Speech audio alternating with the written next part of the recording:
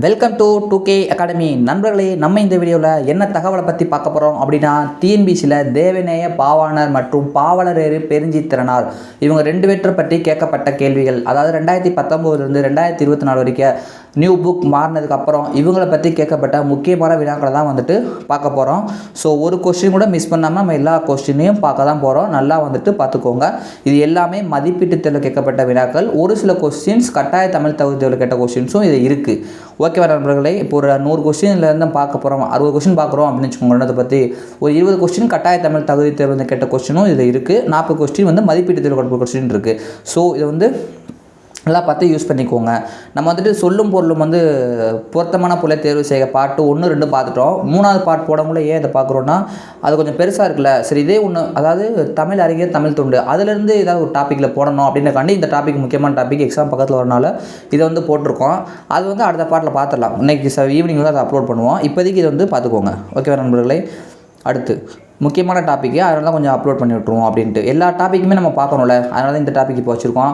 அடுத்து தமிழ் இலக்கியங்கள் ஒரு டாபிக் பார்த்துட்ருக்கோம். இப்போ இந்த டாபிக் நம்ம இன்னும் ஒன்று பார்க்கல. ஸோ அதனால் இது முக்கியமானதுனால இதை வச்சுருக்கேன். அதுக்கப்புறம் நம்ம நைட்டு அந்த சொல்லும் பொருளும் பார்ட் 3 போட்டலாம். ஓகே நண்பர்களே, இது ஒரு பார்ட்லேயே முடிச்சிடலாம்.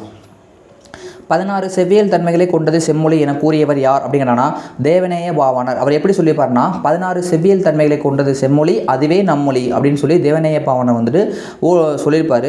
ஓல்டு புக்கில் 10th புக்கில் இருந்திருக்கும். அடுத்து, எனக்கு வறுமையும் உண்டு, மனைவி மக்களும் உண்டு, அவற்றோடு மானமும் உண்டு என கூறியவர்னா பாவாணர். எனக்கு வறுமை இருக்குது, மனைவி மக்கள் இருக்காங்க, ரைட்டு தான், ஆனால் எனக்கு மானமும் ஒன்று இருக்குது அப்படின்னு சொல்லியிருக்காரு. ஸோ பாவாணர் ஏன்னா ஒரு சண்டையில் சொல்லியிருப்பார்.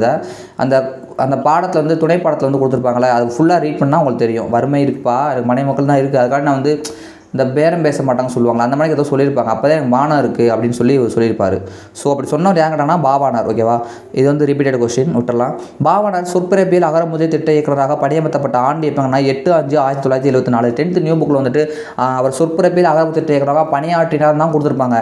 பணியாற்றப்பட்ட ஆண்டு அப்படின்னு கேட்டோன்னா செம்ம இந்த கொடுத்துருக்காங்க பாருங்க, 8/5, அதாவது May 8, 1974. May 8, 1974 பாவாணர் சொற்பிறப்பியல் அகரமுதல் திட்ட இயக்குநராக பணியமர்த்தப்பட்டார் அப்படின்னு சொல்லி ஞாபகம் வச்சுக்கோங்க. கீழ்கண்டவற்றுள் தேவநேய பாவாணரின் சிறப்புகளின் பொருந்தாததை கேட்குறாங்க. என்ன கேட்குறாங்க பாருங்கள், சிறப்புகளில் பொருந்தாததை தேர்ந்தெடுக்க. நீங்களோட பொருந்தும்ன்றதை போட்டக்கூடாது. ஓகேவா? செந்தமிழ் ஞாயிறு, செந்தமிழ் செல்வர், தமிழ் பெருங்காவலர், ABD இது மூணுமே அவருடைய வேறு பெயர்கள். ஒரு 74 பெயர்கள் இருக்குன்னு சொல்லியிருப்பாங்க.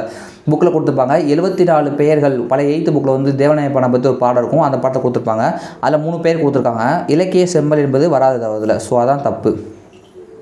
செந்தமிழ் ஞாயிறு என்று சிறப்பிக்கப்பட்டவர் தேவநேய பாவாணர். இப்போ தான் பார்த்தோம். தமிழை ஆளன வளர்த்து மாண்புற செய்தவர் யாருன்னா, தமிழை ஆளன வளர்த்து மாண்புற செய்தவர் தேவநேய பாவாணர். இது 10th புக்கில் இருக்கும், ஓல்டு புக்கில். தேவநேய பாவாணர் எத்தனை நூல்களை படைத்துள்ளாங்கன்னா 43 நூல்கள். இதெல்லாம் நல்லா படித்தா மட்டும்தான் அடிக்க முடியும். ஓகேவா? பாருங்கள், தேவநேய பாவாணர் எத்தனை நூல்களை படைத்துள்ளார்? 43 நூல்களை படைத்துள்ளார். அடுத்து, 16 செவ்வியல் தன்மைகளை கொண்டது செம்மொழி, அதுவே நம்மொழின்னு சொன்னவர் யார்? பாவாணர். ரிப்பீட்டட் கொஸ்டின், 3 ரிப்பீட்டடாக இருக்குது. பார்த்துக்கோங்க அப்போ எவ்வளோ முக்கியம்னு. தமிழ் மொழியை வடமொழி வல்லாண்மை நின்று மீட்பதற்காகவே இறைவன் என்னை படைத்தான் என்று கூறியவர் யார் அப்படிங்கிறானா, தேவநேய பாவாணர் தான். ஓகேவா நண்பர்களே? இந்த தமிழை வடமொழியின் வல்லாண்மையின்றி மீட்பதற்காகவே இறைவன் என்னை படைத்தான்னு சொன்னது தேவநேய பாவாணர். ஓகே, அடுத்த கொஸ்டின் 2022 வந்தாச்சு. ஏன்னா 20லையும் 21லையும் கொரோனானால எக்ஸாம் மேக்ஸிமம் நடக்கலை. மொழி ஞாயிறு நிலைக்கப்படுபவர் யார் அப்படிங்கிறானா, தேவநேய பாவாணர் தான் மொழி ஞாயிறு, செந்தமிழ் ஞாயிறு மேலே பார்த்தோம்ல. அடுத்து, தேவநேய பாவாணர் கூற்றுக்காரன் 2 கூற்று கொடுத்துருக்காங்க, 3 கூற்று கொடுத்துருக்காங்க. ஃபஸ்ட்டு, மொழி ஞாயிறு என்று அழைக்கப்படுகிறார். ரைட், இப்போ தான் பார்த்தோம், மேலே கொடுத்துருந்தாங்களே. அடுத்து, செந்தமிழ் சொற்பிறப்பியல் அகரமுதல் திட்டகனாக பணியாற்றியவர். ஆமாம், இதுவும் சரிதான். பள்ளி பறவைகள் நூல் எழுதுவார். 1, 2 மட்டும் தான் சரி. பள்ளி பறவைகள் எழுதினவர் யார்? நம்ம பாவலரேறு பெருஞ்சித்திரனார். அது 10th நியூ புக்கில் படித்தாலே அடிச்சிடலாம். முதல் 2 இது ரெண்டுமே ஃபஸ்ட் யூனிட்டில் முதல் 2 இருக்குங்களா வந்தது. 1981 முதல் உலகத்தமிழ் மாநாட்டில் 1981 முதலாம் உலகத்தமிழ் மாநாடா? இதுக்கு முதல் போட்டிருக்காங்க. சரி, 1981 முதல் உலகத்தமிழ் மாநாட்டில் மாந்தன் தோற்றமும் தமிழர் மரபும் எனும் தலைப்பில் சொற்பொழிவு ஆற்றியவர் யாருன்னு கேட்டாங்கன்னா, தேவநேய பாவாணர் தான். ஓகேவா? பல டைம் கேட்கப்பட்ட கேள்வி. 1981 முதல் உலக தமிழ் மாநாட்டில், முதல் உலகத்தமிழ் மாநாடு 81 கிடையாது, பட் 81 மதுரையில் நடக்கும். ஓகேவா? அந்த ஸ்பெல்லிங் மிஸ்டேக்காக இருக்குது, கொஞ்சம் பார்த்துக்கோங்க. 1981 உலகத்தமிழ் மாநாட்டில் மாந்தன் தோற்றமும் தமிழர் மரபும் என்னும் தலைப்பில் சொற்பொழிவு ஆற்றவர் யாருன்னா தேவநேய பாவாணர். நம்ம MG ராமச்சந்திரன் நடத்திய ஒரு மாநாடு அது. அடுத்து அவ்வளோதான் தேவநாய பாவாணரை பற்றி. அடுத்து பாவலரேறு பெருஞ்சித்திரனார். பாவலரேறு பெருஞ்சித்திரனாரின் இயற்பெயர் என்னங்கன்னா Duraimanickam. 6th new புக்லையும் 10th new புக்லையும் இருக்குது. பாவலரேறு அழைக்கப்படுபவர் பாவலரேறு பெருஞ்சித்திரனார். 10th நியூ புக்லையும் 6th நியூ புக்லையும் இருக்குது. தமிழறிஞர் அவங்களுடைய சிறப்பு அடைமொழி வந்து கேட்டிருக்காங்க பெருஞ்சித்திரனார். இந்த இதில் வந்து நமக்கு எல்லாமே தெரிஞ்சிருக்கும். இவரை தவிர்த்து பாருங்கள், பியில் ஊவேசா வந்து தமிழ் தாத்தா, எல்லாருக்கும் தெரிஞ்ச ஒரு விஷயம். ராபி சேதுபிள்ளை சொல்லின் செல்வர் 7th நியூ புக்கில் இருக்குது. திருவிக்கா தமிழ் தென்றல் இதுவுமே 8th புக்கில் இருக்குது. ஸோ பெருஞ்சித்திரனார் தனித்தமிழ் இயக்க மறவர்னு கொடுத்துருக்காங்க. இதுதான் நிறைய மக்கள் தெரியாத ஒரு கொஸ்டினாக இருக்கும். ஸோ தனித்தமிழ் இயக்க மறவர் அப்படின்னு கொடுத்தாங்கன்னா என்னதுன்னா பெருஞ்சித்திரனார். மறவர் அப்படின்னு என்ன அர்த்தம்னா வீரர் அப்படின்னு சொல்லி தமிழ் அர்த்தம். ஓகேவா நண்பர்களே, தெரிஞ்சுக்கோங்க. வீருடை செம்மொழி தமிழ்மொழி உலகம் வேறுண்டை நாள் முதல் உயிர்மொழி என்று தமிழின் பெருமையை பறைசாற்றியவர் பாவலரேறு பெருஞ்சித்திரனார். 10th ஓல்டு புக்கில் இருக்குது. அந்த ஃபஸ்ட் யூனிட்டில் உரைநடையில் இருக்கும். பல முறை கேட்கப்பட்ட ஒரு கேள்வி, நல்லா பார்த்துக்கோங்க. குரூப் 4 போன குரூப் 4லையும் கேட்டாங்க, இந்த குரூப் 4லையும் கேட்ட மாதிரி ஞாபகம் இருக்குது, பார்த்துக்கோங்க. அவ்வளோ முக்கியம். 2022 குரூப் 4லையும் கேட்டிருந்தாங்க, 2024 குரூப் 4லையும் கேட்ட மாதிரி தான் ஞாபகம் இருக்குது. ஸோ ரொம்ப ரொம்ப முக்கியம், நல்லா பார்த்துக்கோங்க அந்த கொஸ்டினை. நூறாசிரியம் என்னும் கவிதை நூலின் ஆசிரியர்னா கவிஞர் பெருஞ்சித்திரனார். இது வந்து 10th நியூ புக்கில் 6th நியூ புக்கில் இருக்குது. தென்மொழி தமிழ்ச்சிட்டு தமிழ் நிலம் ஆகிய இதழ்கள் மூலம் உலக தமிழரிடையே தமிழுணர்வு உருவாக்க பாடுபட்டவர் பாவலரேறு பெருஞ்சித்திரனார். தென்மொழி தமிழ்ச்சிட்டு தமிழ் நிலம் இந்த 3 இதழ் நடத்தினவர் யாரும் கேட்டானாலும் பாவலரேறு பெருஞ்சித்திரனார் தான். ஓகேவா, எங்கே இருக்குது இது ரெண்டுமே 6th 10th. இவர் பற்றி வந்து இந்த 2 படித்தாலே எல்லாமே அடிச்சிடலாம் போல், அப்படி தான் இருக்குது. ஓகேவா நண்பர்களே, ஒருத்தர் பொறுத்துக்க நூலாசிரியர் பொறுத்த கொடுத்துருக்காங்க. பெருஞ்சித்திரனார் அவர் எழுதிய நூல் என்னதுன்னு பார்த்தோம்னா என்னது அவர் எழுதிய நூல் கனிச்சாறு அவர் எழுதிய நூல். அடுத்து சுரதா அவர் எழுதிய நூல் என்ன பார்த்தோம்னா தேன்மலை என்னும் நூலுக்காக பரிசு பெற்றிருப்பார் அவரோட.